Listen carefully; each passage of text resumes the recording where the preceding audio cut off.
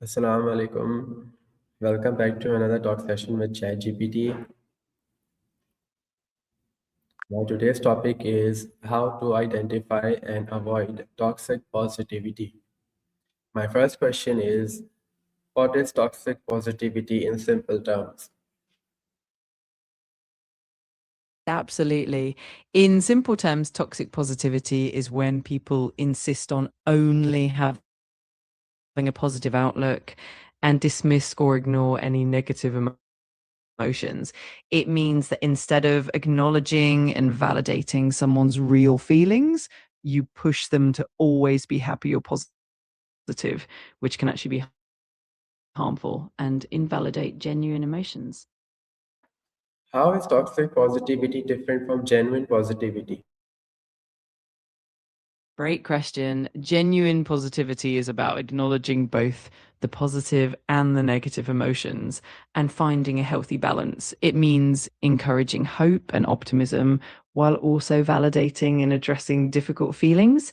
On the other hand, toxic positivity completely dismisses the negative emotions and forces a constant upbeat attitude, often leading to feelings of guilt or isolation for those who are struggling. Why do people practice toxic positivity? There are a few reasons behind it. Sometimes it comes from a desire to help or to make others feel better, even if it's not entirely effective. Other times, people might do it because they're uncomfortable with negative emotions and want to avoid dealing with them. It can also be influenced by societal norms or cultural expectations that emphasize always staying positive. And in some cases, it might be a coping mechanism to manage one's own discomfort.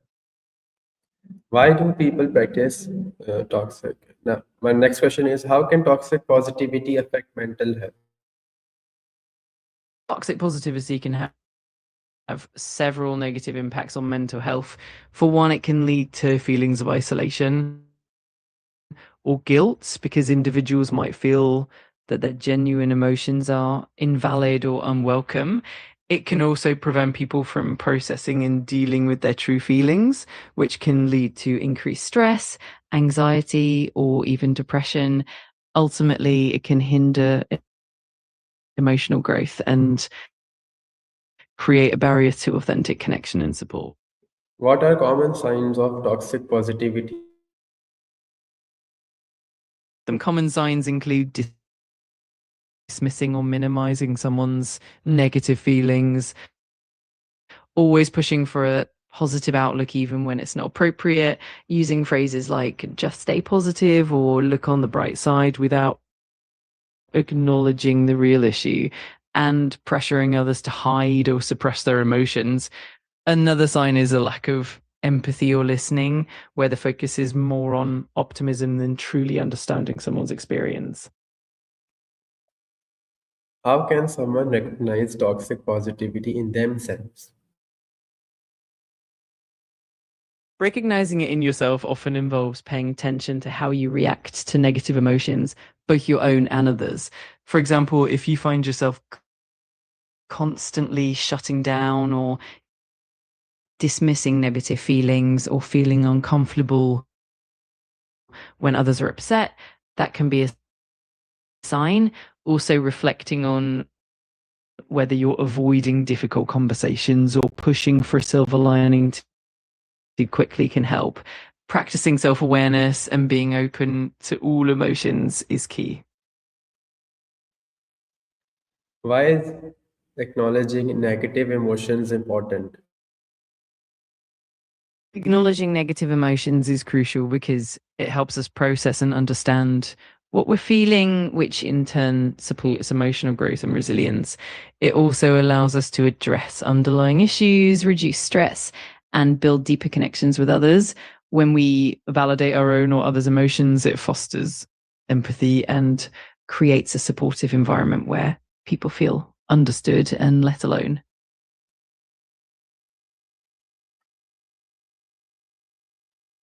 How can toxic positivity impact relationships? Toxic positivity can really strain relationships because it can make people feel unheard or invalidated. When one person always pushes for positivity, it can discourage open and honest communication.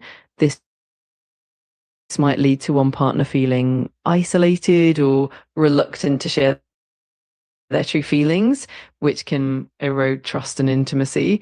Over time, this can create misunderstandings and distance, making it harder for the relationship to thrive.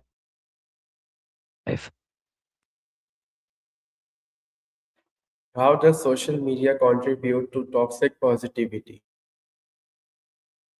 Social media can definitely amplify toxic positivity because it often showcases only the highlights of people's lives, leading to unrealistic comparisons. When everyone posts their best moments, it can create pressure to appear perpetually happy and successful. This can discourage people from sharing struggles or negative emotions, reinforcing the idea that only positivity is acceptable. Additionally, the constant exposure to idealized content can make it harder for people to be open about their real feelings. Can toxic positivity create feelings of guilt? Absolutely, it can. When people feel pressured to always be positive, they might feel guilty for experiencing or expressing negative emotions. This guilt can make them suppress their true feelings, which in turn can lead to increased stress, anxiety, or even a sense of isolation. Over time, this can really affect mental well-being and the ability to connect authentically with others. How can we balance optimism and realism? Balancing optimism and realism involves acknowledging and validating both positive and negative emotions. It means being honest about challenges and setbacks while also maintaining hope and focusing on solutions. Practically involves listening empathetically, encouraging open conversations, and offering support without judgment. It also means setting realistic expectations and celebrating progress, no matter how small, while still addressing difficulties with compassion. How can how can mindfulness help avoid toxic positivity? Mindfulness can really help by encouraging us to be present and fully aware of our true emotions without judgment. It allows us to acknowledge both positive and negative feelings, fostering a balanced perspective. By practicing mindfulness, we become more comfortable with discomfort and develop a compassion for ourselves and others. This mindfulness approach helps us to respond with empathy rather than forcing positivity and ultimately fosters healthier, more authentic connections.